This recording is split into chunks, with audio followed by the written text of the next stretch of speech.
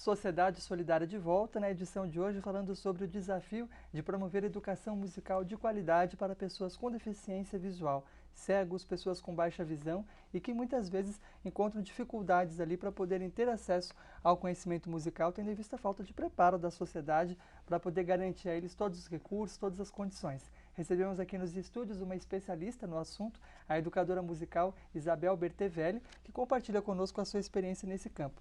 Bom, no bloco anterior, a gente já falava a respeito de algumas tecnologias, algumas práticas que auxiliam as pessoas com deficiência visual a terem esse aprendizado também, inclusive registrá-lo. Agora ficou um desafio para você no último bloco, que é, por exemplo, no caso de um coro formado por pessoas com deficiência visual.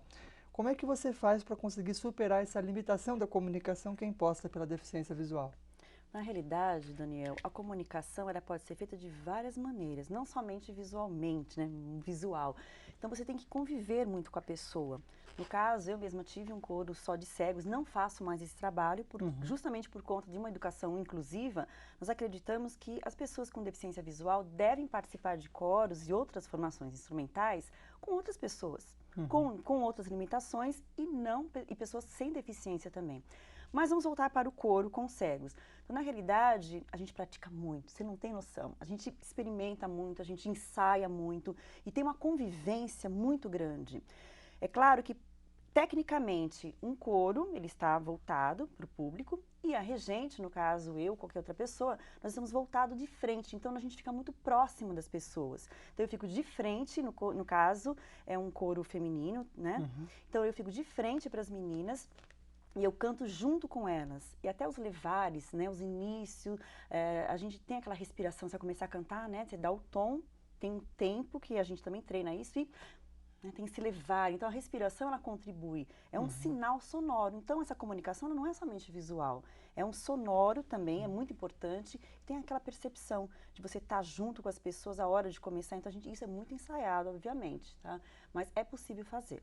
Bom, a senhora tocou no ponto-chave do programa de hoje, que é justamente como poder trabalhar com toda essa diversidade da melhor maneira possível. Considerando um coro, por exemplo, ou uma orquestra formada por pessoas com e sem deficiência, que é a realidade, na verdade, das escolas hoje, públicas e privadas que têm alunos com e sem deficiência.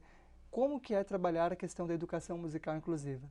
É um desafio, com certeza, nós estamos no caminho, é um processo, muitas iniciativas estão sendo feitas e o mais interessante também, que eu acho que é muito bom abordar, que as questões da deficiência visual, da deficiência no geral, no meu caso, deficiência visual, elas estão saindo, elas já saíram das escolas especializadas e estão onde? Estão na comunidade, na sociedade, no poder público, estão também na universidade. Então, todos estão engajados nesse grande desafio, que é um desafio da educação de hoje. É como incluir essas pessoas. Então, nós temos que investir na formação de educadores, material e outra coisa também, o mundo todo ele tem que estar mais acessível. Os lugares, as escolas, né? Por exemplo, se eu recebo aqui, se uma pessoa com deficiência vem aqui no estúdio, numa escola, se a escola está melhor preparada, se ela é mais acessível, se ela tem materiais e piso tátil, ela vai deixar o quê? A pessoa com deficiência menos eficiente. Né? Porque a pessoa ela pode usufruir daquele espaço mais naturalmente, então ela pode interagir com outras pessoas.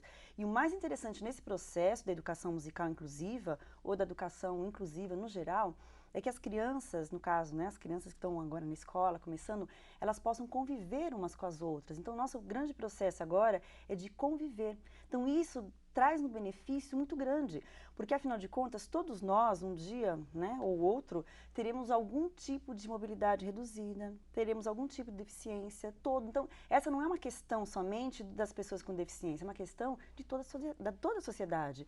Afinal de contas, né, nós temos quase 24% da população de pessoas com deficiência, então é um grande percentual que deve ser valorizado.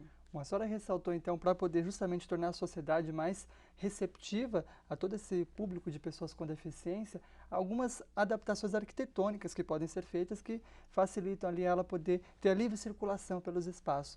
Mas o desafio sempre colocado pelos especialistas que recebemos aqui no Sociedade Solidária é mesmo essa acessibilidade das atitudes. Diante disso, da sua experiência, que recomendações traria para que os nossos educadores, os professores, esse é um desafio do Brasil como um todo, possam conseguir trabalhar a educação musical da melhor maneira possível com todos os públicos? Então, na realidade, você tocou num ponto fundamental, que são as atitudes, né? E atitudes é que geram ações positivas, e isso que vai fazer com que a sociedade seja mais inclusiva, seja mais justa, seja mais solidária. Acho que isso que a gente quer, um mundo mais solidário para todo mundo. Todo Sem mundo tem que dúvida. fazer parte Está no desse programa mundo. certo. Exatamente. Eu agradeço e acho que você tocou especialmente num ponto muito certo. Então, tudo é preciso ter, né? Nós precisamos ter materiais mais acessíveis, precisamos ter né, todo um arquitetônico que faz parte para que essa pessoa consiga se integrar, que ela consiga trabalhar junto, né? Então, acho que essa que é a grande. Agora, acho que a grande dica, como eu ia dizendo, né, é as pessoas poderem conhecer.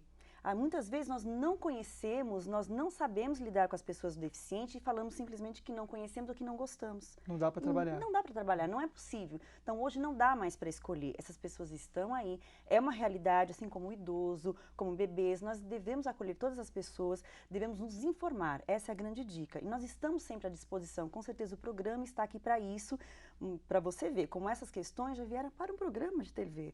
Então as questões elas estão sendo mais abordadas porque elas são muito interessantes, elas são muito pertinentes no dia de hoje. Então, a ideia é essa, as pessoas têm que conhecer, a partir do conhecimento eu posso resolver melhor essas situações que a princípio eram adversas, né? Tem que ter essa busca mesmo.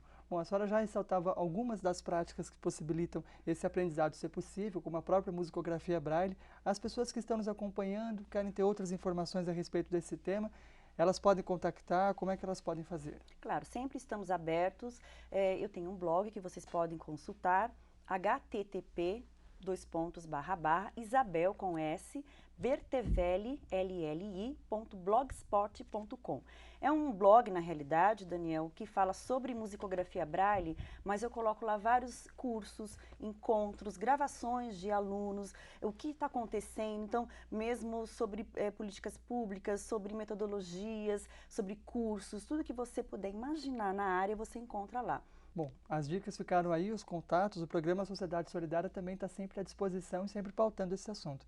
Gostaríamos de agradecer a senhora Isabel Bertevelli por ter estado aqui conosco no programa hoje, compartilhando a sua experiência de tantos educadores que atuam nessa área tão importante, né, que é de possibilitar a todas as pessoas, independente de terem ou não deficiência, os seus direitos garantidos, inclusive a oportunidade de se desenvolver musicalmente. Para finalizar a edição de hoje, trazemos aqui uma mensagem que dedicamos à senhora, a todos que estão nos acompanhando, que manifestam assim interesse pela construção de uma sociedade solidária e da importância de darmos oportunidades a todos. Afirma o criador desse espaço, o jornalista Paiva Neto, em seu livro É Urgente Reeducar. Eu tenho em mãos a versão Pocket e faço aqui a leitura na página 176. O ser humano é celeiro de realizações incessantes. É a verdadeira fortuna da civilização. Não pode permanecer cruelmente explorado, submetido à servidão e ao desprezo. Para ele devem ser criadas condições, por mínimas que sejam, de viver com dignidade, qualquer tempo que haja vivido. Bom, e sem dúvida, para todos os seres humanos que têm deficiência, cada vez mais temos que nos esforçar como sociedade para criar essas condições para que eles possam viver com dignidade em todos os aspectos. Com essa mensagem, finalizamos o programa de hoje, abrindo também, Isabel, para as suas considerações finais. Obrigada. E agradeço também à LBV, quero cumprimentar por trazer na pauta um assunto tão importante no dia de hoje. Seja sempre muito bem-vinda. E o programa Sociedade Solidária de hoje fica por aqui. A você, nosso amigo telespectador, nossa amiga telespectadora, o nosso muito obrigado pela audiência e até o próximo programa.